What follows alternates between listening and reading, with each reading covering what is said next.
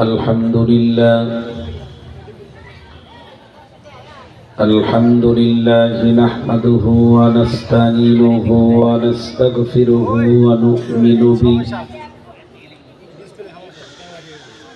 ونؤمن به ونتوكل عليه ونعوذ بالله من شرور أنفسنا ومن سيئات أعمالنا من يهديه الله فلا مضل له ومن يضلله فلا هادي له ونشهد أن لا إله إلا الله وحده لا شريك له ونشهد أن سيدنا وحبيبنا ومولانا محمدا عبده ورسوله أعوذ بالله من الشيطان الرجيم بسم الله الرحمن الرحيم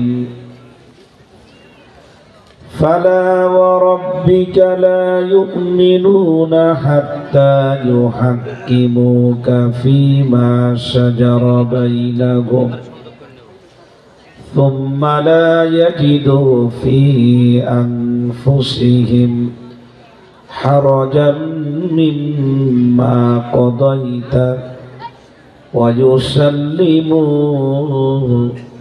تسليما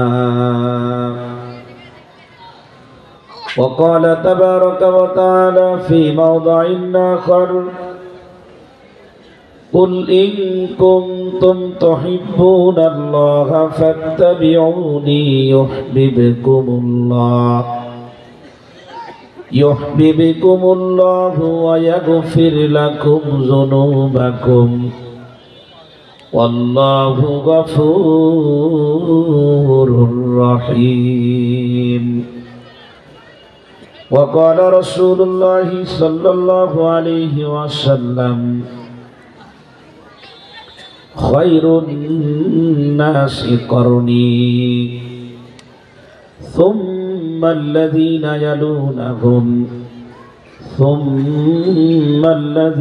يلونهم رواه البخاري ومسلم أو كما قال عليه الصلاة والسلام صدق الله العظيم وصدق رسوله النبي الكريم ونحن على ذلك لمن الشاهدين والشاكرين والحمد لله رب العالمين সবাই মহব্বতের সাথে জিকির করেন লা ইলাহা ইল্লাল্লাহ লা ইলাহা ইল্লাল্লাহ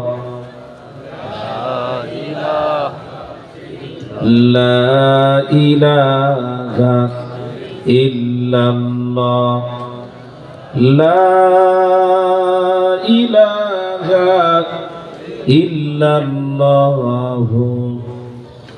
মুহাম্মাদুর রাসূলুল্লাহ। আলহামদুলিল্লাহ,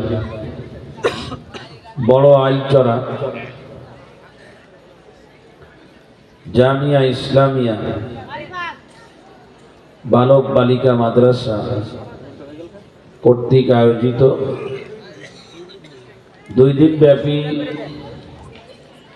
বার্ষিক ওয়াজ মাহফিলের আজ প্রথম দিন। উপস্থিত আছেন মাহফিলের সম্মানিত সভাপতি, অত্র মাদ্রাসা পরিচালনা কমিটির সুযোগ্য সভাপতি জনাব আলহাজ মুজিবুর রহমান বিশ্বাস উপস্থিত আছেন আজকের এই মাহফিলে সম্মানিত দাওয়াতি মেহমান মুআজ্জাজ মুকাররম উলামায়ে কেরাম, মঞ্চে উপস্থিত আছেন পত্র মাদ্রাসার সুযোগ্য পরিচালক, অন্যান্য আসাতেজায়ে কেরাম, এই অঞ্চলের বিভিন্ন মাদ্রাসা থেকে আগত, মসজিদ থেকে আগত জাতির শ্রেষ্ঠ সন্তান নায়েবে নবী উলামায়ে কেরাম, প্রাণ প্রিয় দিনদার ইমানদার মুসলমান ভাইয়েরা, বাসা বাড়িতে পর্দার অন্তরালে দূর দূরান্ত অবস্থানরত আমার মা ও বোনেরা, মহান আল্লাহ তাআলার দরবারে অসংখ্য অগণিত শুকরিয়া জানাই, যিনি আমাকে এবং আপনাদের সকলকে মুসলিম উম্মার বিশ্ব জুড়ে চরম দুর্দিনে দ্বীনি আলোচনা করার জন্য, শোনার জন্য, দ্বীনি পরিবেশে আসার এবং বসার তৌফিক আল্লাহ তাআলা দান করেছেন। শুকরিয়া আদায় করি, বলি আলহামদুলিল্লাহ। বয়ান আমার আগে যিনি আলোচনা করেছেন হযরত মাওলানা আবুল হাসান সিরাজগঞ্জ থেকে এসেছেন, লম্বা সময় উনি আলোচনা করেছেন। মাহফিলে আমি প্রথম দিনের আজকে শেষ আলোচক, শেষ বক্তা। দুর্ভাগ্য, ওয়াজ করার অভ্যাস নাই। ইলম এবং জ্ঞানের লাইনে খুব দুর্বলতা আমার থেকে অভিজ্ঞ উলামায়ে কেরাম, ভালো আলোচক, সুললিত কণ্ঠে আলোচনা করেন, স্টেজে এখন বসা আছেন। তারা যদি বয়ান শুরু করেন আর আমিও বয়ান চালিয়ে যাই, তো আমার বয়ান কেউ শুনবে না। এরপরও নিয়ম অনুযায়ী পোস্টারে নাম আমার বসতে হয়, বসা লাগে, ঘোষণা হয়েছে আমার নাম, সম্মান দেখানো লাগে। সব দিক বিবেচনা করেই এখানে বসেছি। আল্লাহ তাআলার কাছে খুব দোয়া করেছি। আমি মুসাফির, পুরা রাস্তার মধ্যেই যখনই জেগেছিলাম তখন আল্লাহর কাছে দোয়া করেছি যে আল্লাহ, আমাদের জন্য যে কথাগুলো শোনা দরকার, বলা দরকার, আমি অযোগ্য, যাচ্ছি বড় আশা নিয়ে। দাওরায়ে হাদিস মাদ্রাসা, অনেক বড় বড় উলামায়ে কেরাম সেখানে আছেন।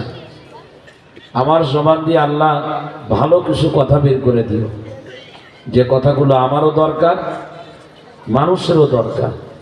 আপনারা যা আসছেন, আপনাদের কত আশা, বুক ভরা আশা নিয়ে আসছেন আপনারা। কারণ আমি যখন কোথাও শ্রোতা হয়ে যখন কোনো বক্তার সামনে বসি, তো আমি কি এমনি বসি নাকি? কত আশা নিয়ে বসি।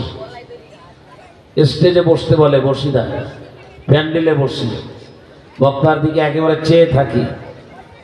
কেউ সাইডের থেকে কথা বললে রাগ হই, মোবাইল ফ্লাইট মোড দিয়ে রাখি, যাতে কল দিয়ে কেউ ঝামেলা করতে না পারে। একেবারে নাক, চোখ, কান সব একদিক করে বসি। কেন? যে বক্তার কাছ থেকে নতুন কিছু শুনব, নতুন কিছু শিখব। আমাদের খুলনা দারুল উলুম মাদ্রাসায় একজন মুফতি সাহেব আছেন, যিনি প্রধান মুফতির দায়িত্বে এখন, হযরত মাওলানা মুফতি হুসাইন আহমদ সাহেব।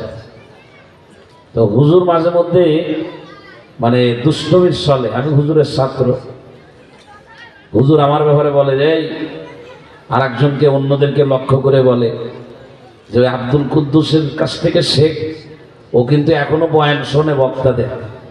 এই কথা বলে হুজুর বলে, ও বয়ান শোনে কি জন্য জানিস তোরা? ও অন্য বক্তাদের বয়ান শোনে যে ওই জায়গা থেকে কিছু নেওয়ার জন্য। এবং এটা সত্য কথা।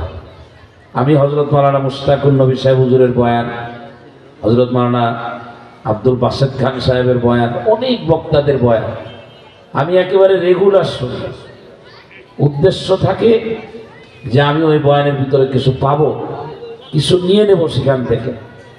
তো আপনারা যারা বসা আছেন নিশ্চয়ই আমার মতো আপনাদেরও মনের ভিতরে আসে যে আমরা আজকে এই বক্তার কাছ থেকে কিছু প্রয়োজনীয় কথা জানব।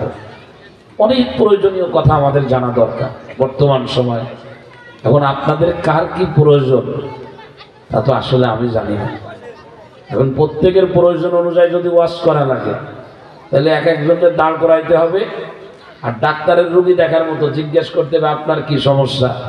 তো একজন উঠে বললো আমার মাথায় ব্যথা, ডাক্তার সাদা কাগজে লিখে দিল, পিছন থেকে হেল্পার একজন আসে, সে হোমিওপ্যাথি ঔষধ দিয়ে দিল।